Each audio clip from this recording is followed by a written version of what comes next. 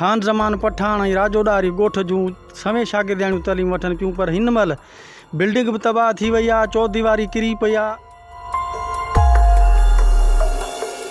500 खन अॻ में छोकिरियूं तालीम वठी रहियूं हुयूं, चौदीवारियूं त सभु कुझु तबाह थी वियूं आहिनि। पाणी बि खारो आहे, ॿार पाणी पीअण सां उन्हनि खे पेट में सूर ऐं पेट जूं बीमारियूं थियनि थियूं पियूं। इन जे करे हींअर त वरी अहिड़ी हालत आहे जो 100 मां के 40-30 ॿार था अचनि पिया, वधीक अचण लाइ को तयारु कोन्हे को। इन जे करे असां गवर्नमेंट खे अल्तजा था कयूं त हीअ असांजो स्कूल जेको आहे हिन खे चौदीवारी ॾिनी वञे ऐं बिल्डिंग हिन खे ॾिनी वञे, जीअं असांजे ॿारनि जो मुस्तक़बिल अॻिते लाइ सुधरे वञे ऐं वरी साॻी पोज़ीशन में अचे वञे।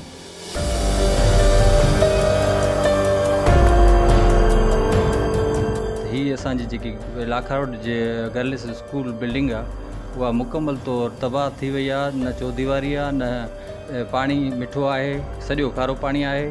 तालीम खाते जी बेहदयानी सबबि कुझु बि न रहियो आहे। मास्तरियाणियूं कोन्हनि, फर्नीचर जी खोट आहे, नियाणियुनि जी तालीम तबाह थिए पई। असां वज़ीर तालीम खे गुज़ारिश अपील था कयूं, असां हथु ॿधी अर्ज़ु था कयूं त असांजे नियाणियुनि जी तालीम तबाह थियण खां बचायो वञे, हिन जी खोट पूरी कई वञे, मास्तरियाणियूं ॾिनियूं वञनि, असांजी तालीम, असांजे मासूम नियाणियुनि जी तालीम बचाई वञे। ही तमामु पुराणो स्कूल आहे। हिन स्कूल में पहिरां त सवें शागिर्दियाणियूं हूंदियूं, हींअर जेको आहे सो 100 खनि बचियूं आहिनि, जंहिंमें मास्तरियाणियुनि जी खोट तमामु घणी ऐं गॾोगॾु हिन जी चौदीवारी तव्हां पाण ख़स्ता हाल ॾिसी रहिया हो त छा हाल लॻो पियो आहे। ऐं हिन स्कूल जे लाइ बाला ऑफिसरनि खे, एजुकेशन वारनि खे असां अपील था कयूं त हिन स्कूल जी बिल्डिंग चौदीवारी ऐं हीअ हेठाले में आहे कुझु मथे कयो वञे ऐं गॾोगॾु मास्तरियाणियूं बि हिन स्कूल जे लाइ 2-3 ॾिनियूं वञनि। ज़रूरत इन ॻाल्हि जी आहे त हुकूमत खे ऐं तालीम खाते खे फौरी तौरु नोटिस वठणु घुरिजे।